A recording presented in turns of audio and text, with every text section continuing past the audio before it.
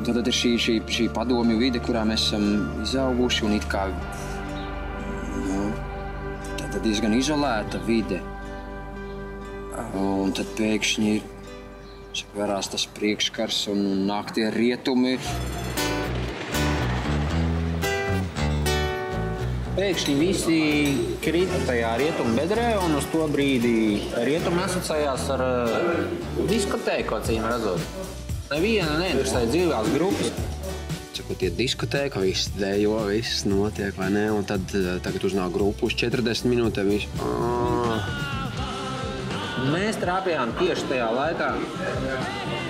Kā tas arī bija, kad gāja DJs, tad diskotēku spēlēja, respektīvi, tad tā deju bija pilns. Tad, kad nāca virsū grupa, tad visi gāja uz bāru, un pie bāra bija mega rindas vienkārši. Visi pirka to šmīdzīti un tā tālāk.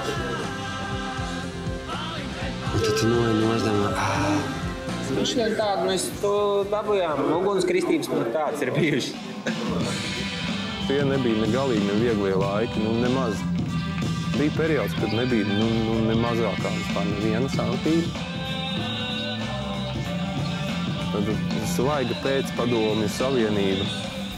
Pirmie, man liekas, 10 gadi bija tā, ka gāja pāri līkiem. Vienalga kā, tur ir bungas, nav bungas, vienalga daram, tas baigais zinulītis. Šis ir slavens disks, šo mini-albumu, bet naudas nebija, lai savākt naudu. Mēs gājām ar šādu lapiņu, kura bija izgriezta diska vāka formātā. Un tad te bija cena, šitais laukumiņš maksāja tur, nezinu, 300 naudiņš, šitais 400, un te tur centrālais 500. Ivars Godmans vēl nestrādāja toreiz bankā vēl.